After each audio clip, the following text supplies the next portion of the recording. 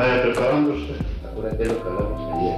Ya. No incurramos en contradicciones, porque cualquier fisura juega en nuestra cuenta. Ya. Y no perdamos la confianza en uno en el otro. Ya. Porque yo estoy absolutamente seguro de tu inocencia. Y yo de ti, Alfonso. Ya lo sé, mi vida. Pues esa es la base de nuestro éxito. ¿Te das cuenta, cariño? Sí. Y puede ser un poco más largo de lo que esperamos, pero todo se solucionará. Ten confianza. Vale. Vale, mi vida. Vale. Pues ya está. Te quiero mucho, Charo. Gracias, Alfonso. Tranquila. Ay, Dios mío, con este corazón. Todo se solucionará, mi vida. Tranquila.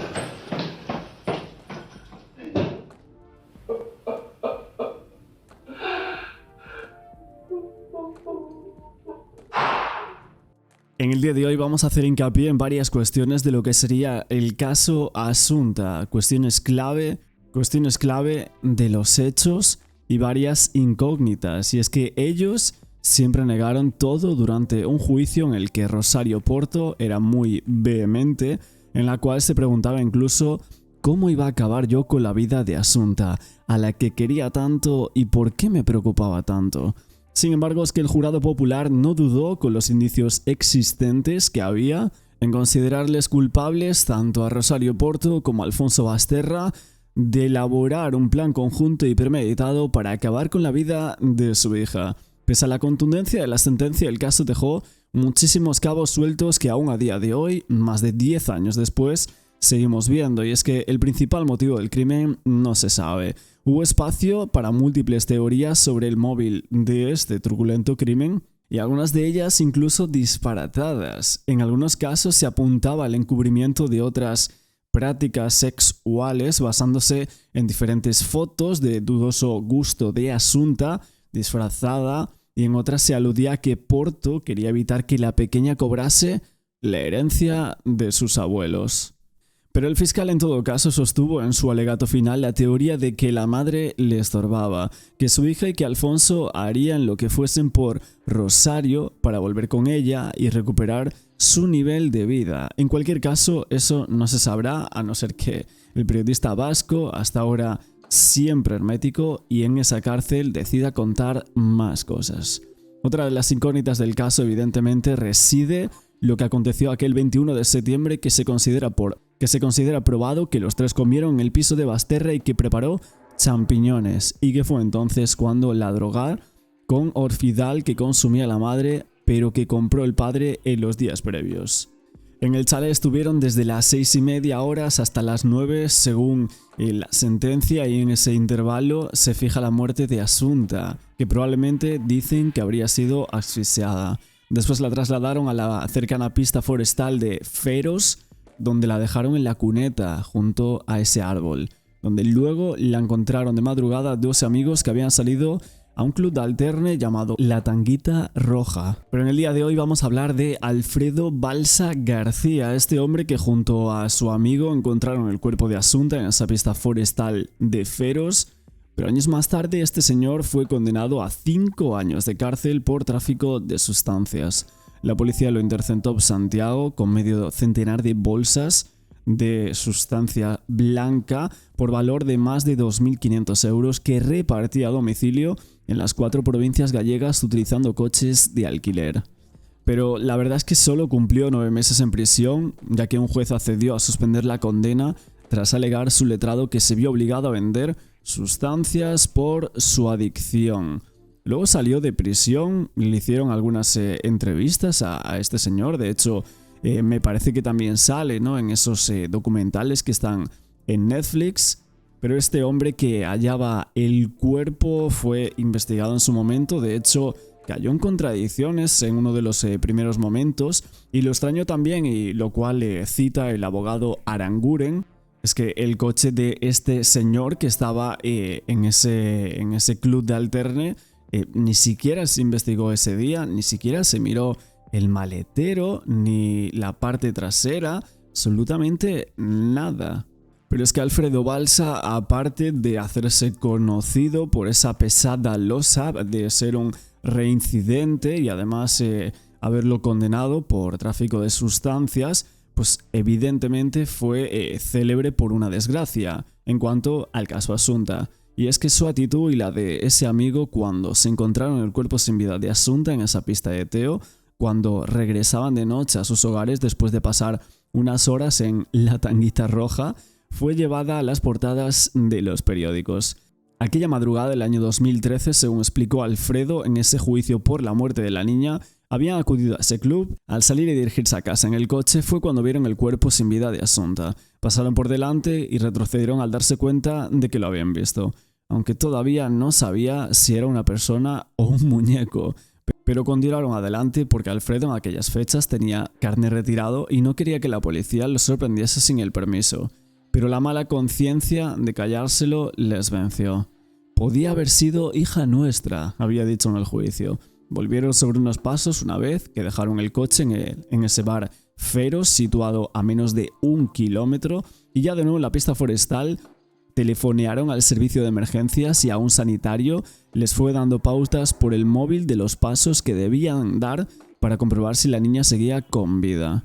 Cuando llegó la Guardia Civil, un agente que había comprobado sus antecedentes les preguntó a los dos amigos: ¿qué le habéis hecho a la niña? Y es que en el primer instante, evidentemente, fueron sospechosos. Pero pronto dejaron de serlo. Aunque sí es cierto que los abogados de Rosario Porto y de Alfonso Basterra llegaron a preguntar el por qué no se investigó el coche de estas personas.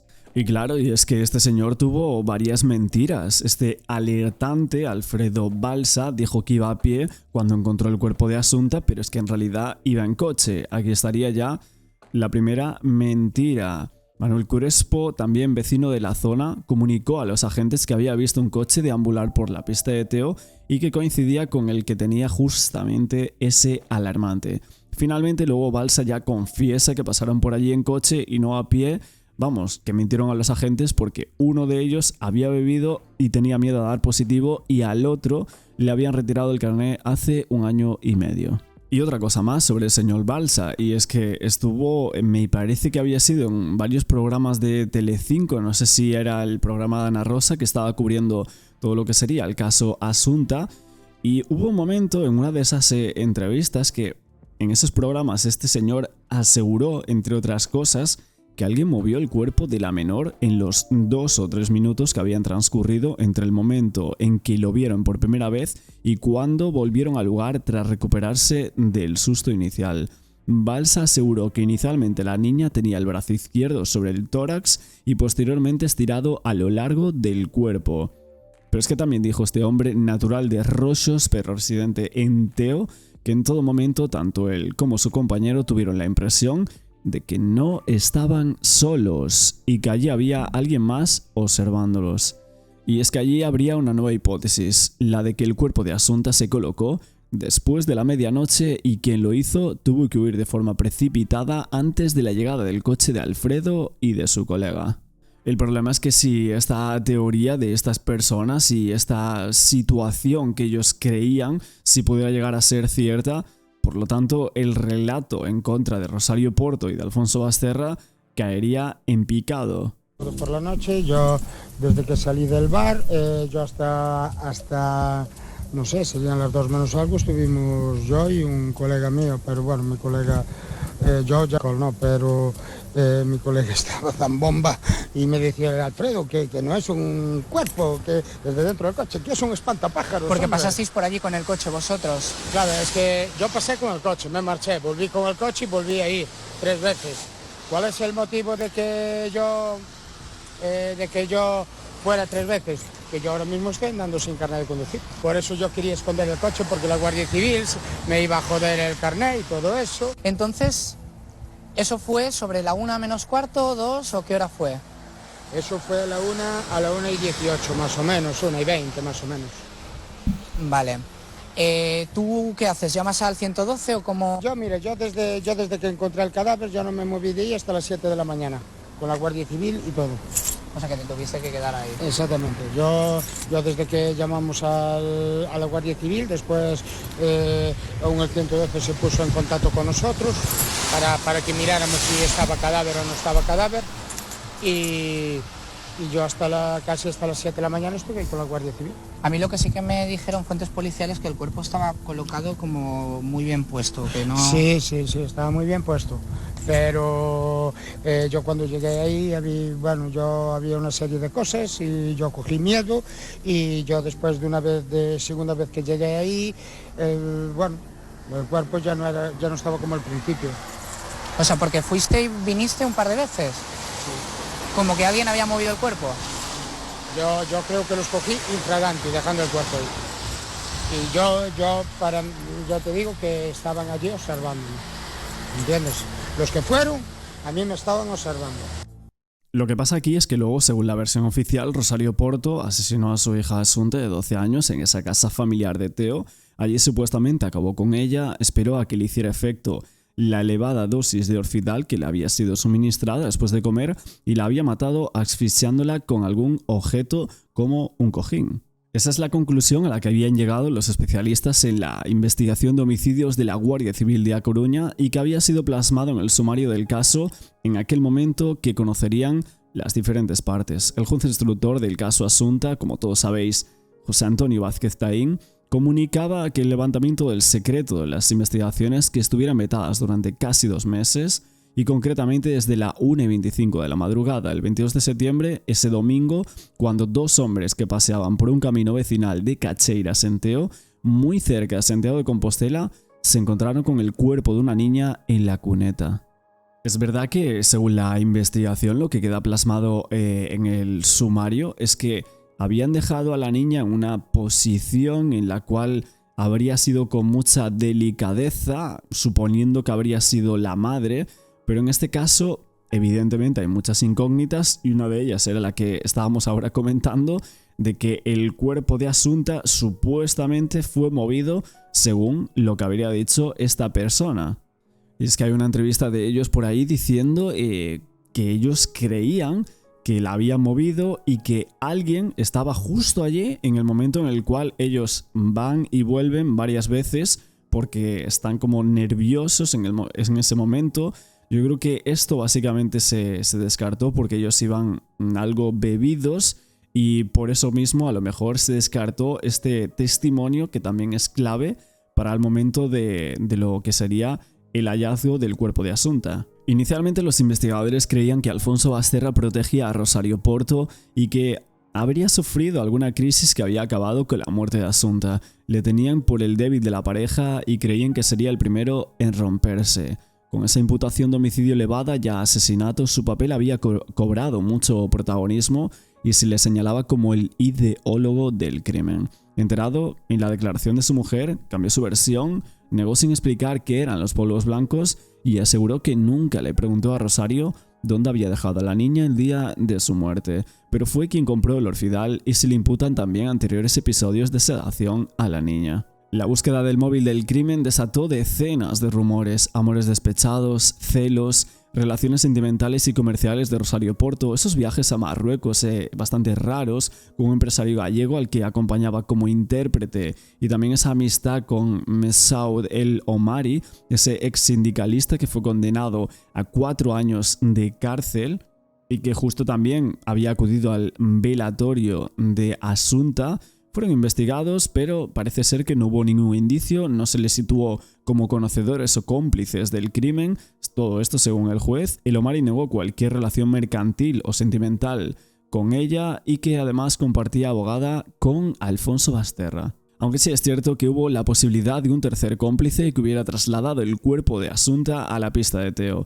Inicialmente existían algunas dudas de que Rosario pudiera cargar con el cuerpo, pues es que la niña era tan alta como ella y pesaban lo mismo. Todo esto había sido descartado por el juez, no así por el abogado de Rosario Porto, que apuntaba que ese tercer hombre sería el autor del crimen y dejaría pistas falsas contra su clienta. Y aún a día de hoy lo sigue diciendo. De la madre de Asunta se ha dicho falsamente que pertenecía a una secta, que también había sido adoptada o que tenía privilegios en prisión. Lo raro es también el por qué en esa casa había las cenizas de un cura de una pseudo-orden de Malta. Fue muy llamativo también uno de los episodios que a los investigadores les hizo también sospechar de Alfonso Basterra.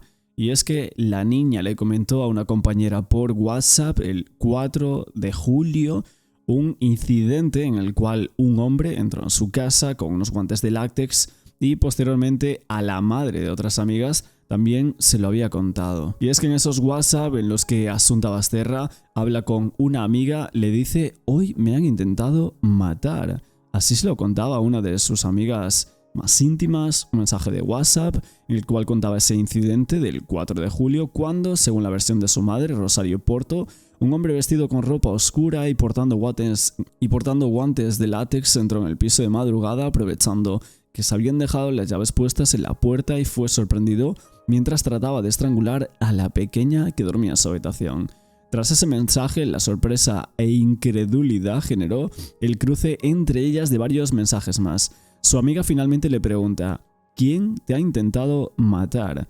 Asunta parece que se muestra temerosa, con mucho miedo en esa conversación y responde: mañana te llamo y te cuento. Incluso le pide: no hables de esto con nadie. Su amiga hace referencia a alguien utilizando las letras que se sitúan en la línea superior del teclado telefónico. ¿A quién se refiere? Asunta contesta: mañana te llamo y te cuento, pero no hables del tema con nadie. ¿Llamar?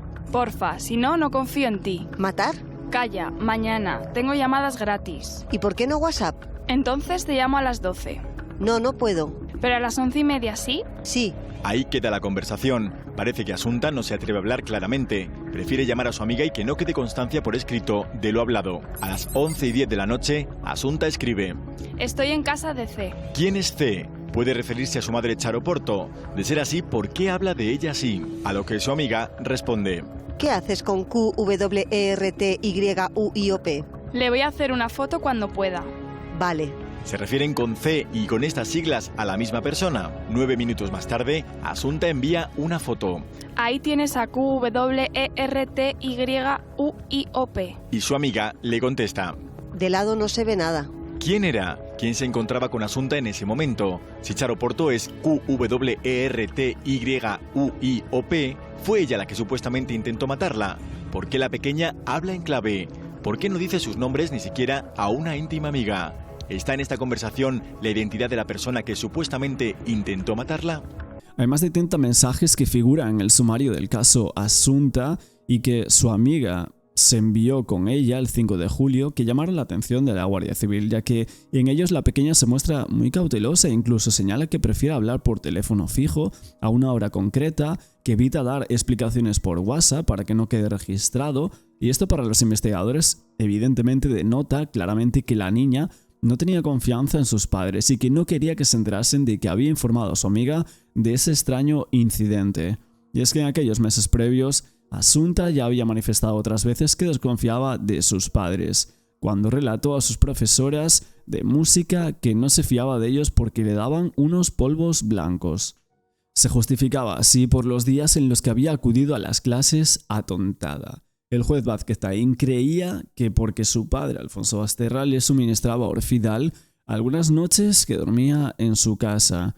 La conversación que había quedado en tener Asunta y su amiga parece que no se llegó a producir nunca, por lo que no sería posible conocer al detalle esa explicación que daba la niña del ataque del hombre de los guantes de látex.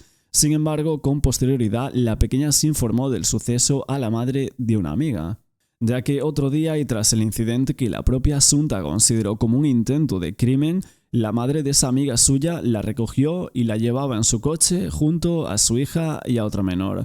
La mujer propuso como juego que cada una contase una historia de miedo con el fin de pasar el rato, y cuando llegó el turno de Asunta relató lo que le había pasado en su casa aquella madrugada.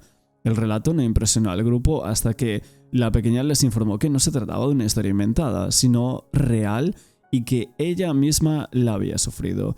La madre de la amiga de Asunta, alarmada, llamó rápidamente a Rosario Porto para interesarse por ese incidente que les había contado la niña. Los investigadores creen que fue al conocer que un adulto y al menos otras dos menores conocían ya ese suceso cuando Porto se decidió a presentarse en la comisaría de la Policía Nacional e informar de ese incidente. Al parecer, lo que creen los investigadores es que pudo hacerlo para cubrirse las espaldas en el caso de que finalmente hubiese algún tipo de investigación. Rosario Porto en aquel momento, sin embargo, no quiso presentar denuncia en la comisaría porque, según ella misma alegó, no quería causarle un trauma a su hija, ya que inicialmente los investigadores consideraron que ese suceso como un intento por parte de la madre de Asunta de hacer sospechar a la Guardia Civil de que el misterioso intruso de aquella madrugada podría ser el secuestrador y criminal de la niña. A medida que las pesquisas habían avanzado, su opinión era muy diferente. Aquel incidente podría ser ahora para ellos un intento previo de crimen de la pequeña, detrás del que presuntamente también estarían sus padres. Ese supuesto intento de crimen se habría consumado solo 79 días después, cuando el 21 de septiembre Rosario Porto y Alfonso Basterra, según la sentencia, suministraron una dosis tóxica de Orfidal a la pequeña Asunta para anular su voluntad. La madre la trasladó al chalet familiar de Teo, la ató de pies y manos, la asfixió con una almohada o un objeto blando, para poco después depositar el cuerpo en la pista forestal cercana, en la que fue hallada a las 1:15 del día 22. Más indicios en contra de Rosario Porto y Alfonso Basterra es que los padres de Asunta borraron los WhatsApp justo el día en el que murió la niña. Todo esto según la Guardia Civil, y es que el software que había adquirido la Benemérita para rastrear los teléfonos permitía recuperar algunos mensajes borrados de Asunta.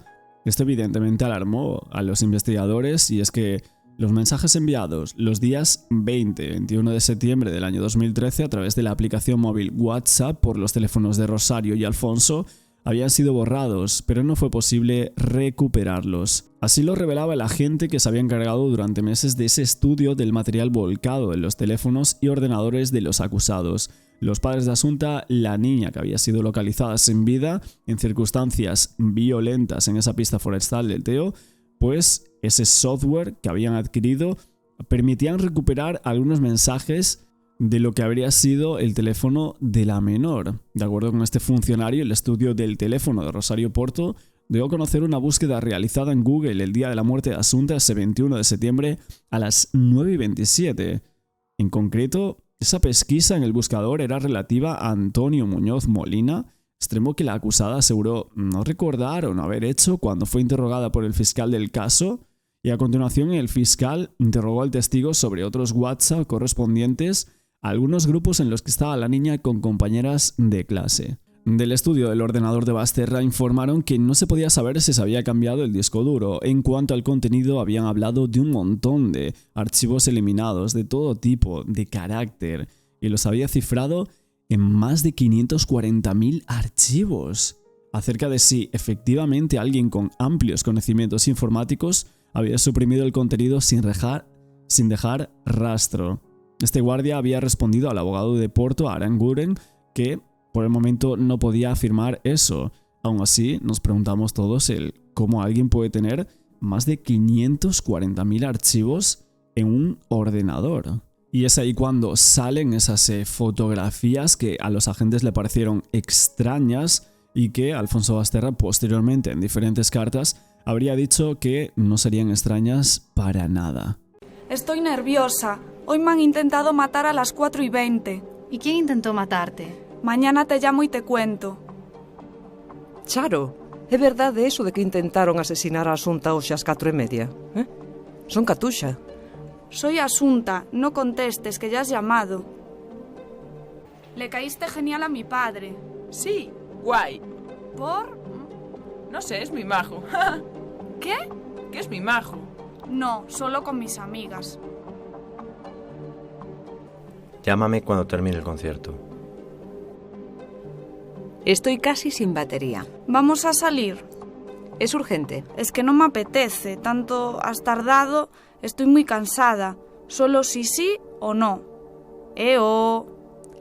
Dentro de 15 minutos estoy ahí y hablamos. Pero vamos a salir, es que no me apetece ya. No voy a contestar. ¿Por qué? Que tengo que contestar. ¿Me dejas ir del 3 al 4 a dormir a casa de Ana? Vamos a retomar este caso, volver a leerme todo el tema de este caso y demás, y la sentencia y tal. Pero sí recuerdo algo como que habrían dicho que en esa casa de Teo, pues, la madre sería la que estaba conduciendo y que en el asiento trasero iba Alfonso Basterra en ese momento. Sí. siempre es algo que se comentó mucho en el juicio y a día de hoy es algo que se está tratando. Claro, ¿por qué detienen a Rosario Porto? La respuesta es muy sencilla. Rosario Porto, ¿qué es lo que ha dicho el día 21 de septiembre? Ya en sus declaraciones, he dejado a la niña en casa. No, se ve su coche, cómo pasa, lo capta una cámara de una gasolinera y se ve cómo lleva un copiloto. Es verdad, eso lo recuerdo que salió en Claro. Antena 3 Noticias o Espejo Público o algo así en exclusiva. Lo recuerdo, vamos, como si fuera ayer ver a Asunta, al parecer, en esas cámaras, ¿no? Con Rosario Porto. El copiloto, además, llevaba una camiseta blanca. Asunta también llevaba una camiseta blanca. Pero es que antes de que ella se enterase de todo esto, rectifica su discurso, ¿no? Después ya de estar en prisión, que ahora mencionaremos algo que yo creo que es importante. Rosario inmediatamente dice, ay, me he equivocado. No, la niña vino conmigo a la casa de Montouto. Yo, déjame decirte, Martín, si mi hija desaparece, sé que tendría la cabeza en 1000 cosas. Lo comprendo perfectamente, pero hay 2 cosas que no comprendo de Rosario Porto.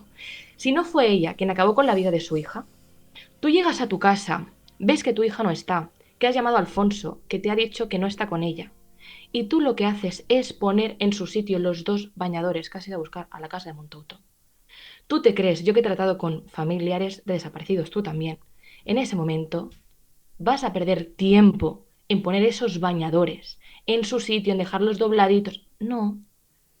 Y es más, esto relacionado con lo que estamos tratando ahora. Es un dato muy relevante. ¿Cómo te vas a olvidar de decirle a la policía que tu hija ha ido contigo a la casa de Montouto? Es decir, ¿cómo puede ser que cambie tanto tu discurso de decir, no, yo la dejé ahí haciendo deberes en su habitación para que después se descubra que eso no ha sido así? Yeah. Es que no tiene sentido. Oye, otra de las cosas que antes quería comentar y para incidir también en eso, porque a mí me parece súper extraño, es el tema del ordenador de Alfonso Basterra, algo muy discutido en este caso, porque los investigadores policiales dicen que allí no ven nada y luego aparece como a las 2 semanas o algo así un ordenador todo limpio, ¿no? Sin las huellas, borrado como 2000 archivos o una cosa así. Pero a mí eso me parece súper extraño. Es como, no, Alfonso Basterra dice, estaba allí detrás de la puerta y los investigadores... Oye, vamos también a recordar la entrevista a Alfredo Balsa, ya que estamos ahora por aquí ya en reacción, ¿no? Ya hemos pasado del reportaje ahora a toda esta parte, que la verdad es que también nos suele interesar bastante, pero esta vez vamos a recordar algo, ¿no? O sea, no es algo actual, sino que es algo realmente de hace un tiempo, también para reaccionarla y para que quede como toda esta parte de esta entrevista a este señor como opinada y demás en este nuevo reportaje que hacemos como casi todas las noches, ¿no? Por lo tanto, del caso Asunta, Alfredo Balsa, que es el testigo clave que con otro amigo que la verdad es que no sé muy bien quién era la otra persona, no se sabe muy bien su nombre, pero este sí salió a los medios porque fue imputado por otro delito que no fue justamente este. Pero hoy el abogado de Rosario Porto pide que se abran diligencias penales contra ti. ¿Qué opinas? Es que tengo que opinar, la verdad que no le encuentro sentido a lo que está pidiendo este señor, porque acusar a 2 personas que nosotros hicimos lo que tuvimos que hacer en su momento, avisar a los, avisar a la Guardia Civil, avisar a la ambulancia, bueno, que llamamos al 061 y no le veo sentido. Si por hacer eso a nosotros tiene algo que acusarnos a alguien por esto, no lo entiendo, vamos, no entiendo qué motivos tiene él, en qué se basa, qué fundamentos tiene, qué es lo que argumenta para decirme que nosotros abrir diligencias contra nosotros. Es que no, esto no... A ver, el abogado se basaba en que había contradicciones en el relato del señor Alfredo y que no le encontraba como una lógica, ¿no? En ese caso, ya que en aquel momento. Yo la verdad ni me acuerdo de este programa, ni sé si lo he visto en alguna ocasión, la verdad. Se llama España Directo o algo así, o no lo sé, la verdad. No, yo no recuerdo haber visto casi nunca esta entrevista, o no sé si ¿no? Porque es de hace tanto tiempo esta entrevista y la estamos recordando a día de hoy porque estamos hablando de este testigo en este reportaje y poniendo también las imágenes del mismo. No tiene sentido. A mí la sensación que me da, como Rosario Porto ahora mismo está día sí, es la principal noticia en todas las portadas, en todos los medios de comunicación, lo que intentará hacer es desviar lo que es los medios de comunicación, en este caso, contra mí, porque evidentemente contra mí no hay nada. Pues sí que me siento utilizado por él injustamente, porque él ahí lo que está mirando no es, vamos a ver, no es lo que hicieron dos personas, está mirando un móvil económico, él lo que mira es su parte económica, él tiene que cobrarle a Rosario Porto e intentar defenderla e intentar que quede libre. A él no le importa quién lleve por delante, sean personas que no tienen nada que ver o quien sea, que moralmente este señor también creo que tiene poca ética, ¿no? Porque realmente, hombre, yo no entiendo de cosas penales, pero para mí que lo veo una tontería y creo que el resto de España, dos hombres que encuentran un cadáver, hacen lo que tienen que hacer, que ahora se abran diligencias contra él, es que no tiene sentido ninguno. Para mi trabajo, que yo trabajo de comercial, sí que me molesta y de hecho que trabajaba de comercial, dice, ¿eh? Y luego este señor fue imputado por un delito de sustancias, esto sí lo recuerdo. La gente en algún momento hoy ya he notado que me miraba así, digamos, así un poco a lo lejos, con un poquito de recelo, ¿no? Porque quieres que no, bueno, hay que demostrar quién es culpable y quién no es culpable, pero mientras que no se demuestra eso, pues para mi trabajo, yo trabajo todos los días con el público de la calle.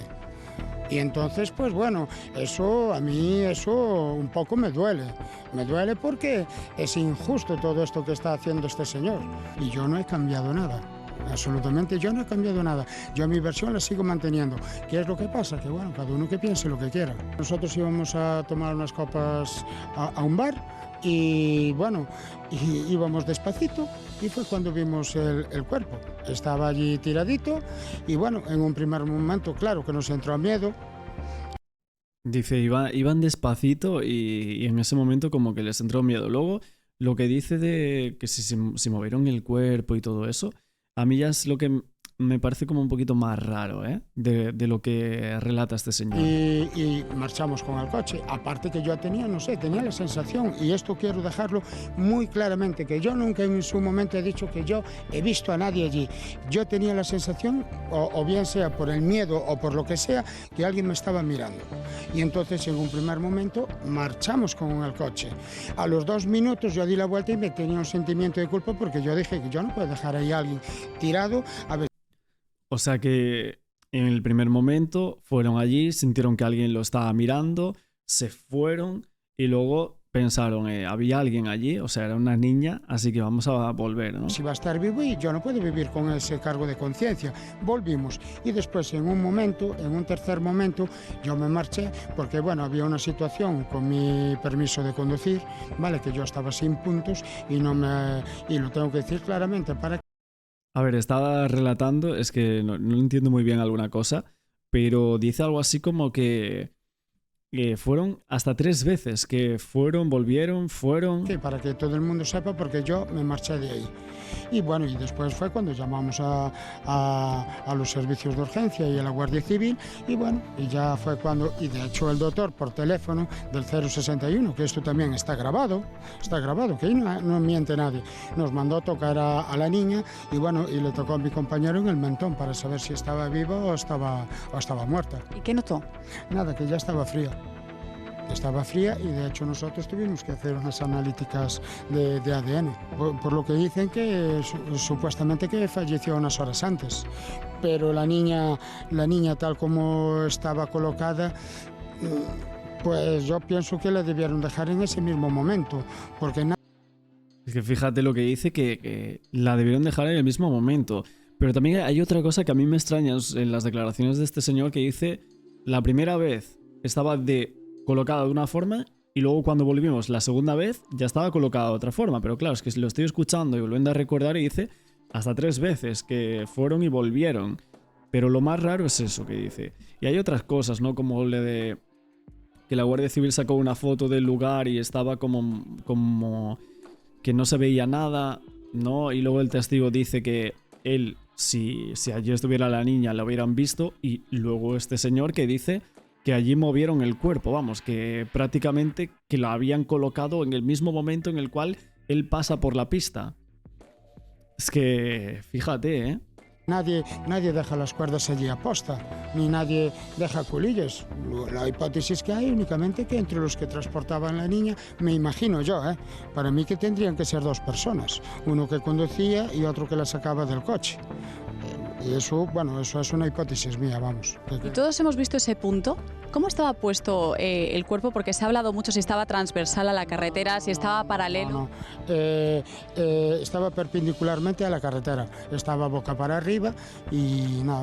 Estaba perpendicular a la carretera. Y bueno, estaba sin zapatillas y todo eso. Nosotros a la 1:20 fue cuando encontramos a la niña. Y te digo una cosa, yo si primero la veo en una postura y después la veo en otra postura, evidentemente que alguien tendría que haber allí. No sé si hay fenómenos naturales que... Es que fíjate, es que la declaración es muy clara. Es que dice, no, porque cuando llegué allí estaba en una posición, la mano con el tórax y todo eso, como se indicaron luego, y aquí dice, es que o hay efectos meteorológicos y todo eso, o realmente allí había alguien que la había movido. A lo mejor puede mover la mano así, pero... Y bueno, hasta aquí esta entrevista, la verdad que es muy raro, ¿eh? O sea, toda la declaración de este personaje, de Alfredo Balsa, es rarísima, la verdad. Y bueno, Aranguren desde un primer momento aquí estaba contra el abogado Rosario Porto, ¿no? En toda esta parte, que el abogado Aranguren siempre ha dicho que Rosario Porto, pues que era inocente, ¿no? Y aún a día de hoy lo sigue manteniendo. A mí es lo que más me sorprende, ¿no? De todo eso, porque realmente él a día de hoy tampoco tiene por qué decir eso, ¿no? Tampoco tiene por qué pensar, ¿no? De esa forma o decirlo, o decir, vale, pues había esto en su contra, había tal, pero es que él dice que es totalmente inocente. Eso es bastante alucinante también. Bueno, lo vamos a dejar por aquí en este nuevo reportaje que hacemos como cada noche. Como siempre, no olvidéis el like, suscribiros a este canal con la campana para no perderos ninguno de los vídeos que vamos a ir trayendo cada día. Supongo que ahora tendréis un nuevo vídeo, si no me equivoco, que vamos a ir haciendo como cada noche que vamos haciendo diferentes temas. Estamos con Asunta, con Daniel Sancho, por supuesto con los Royal. Así que por aquí lo dejamos y no olvidéis ese like que me ayuda muchísimo y suscribiéndose al canal con la campana. Y ahora nos vemos con un nuevo vídeo.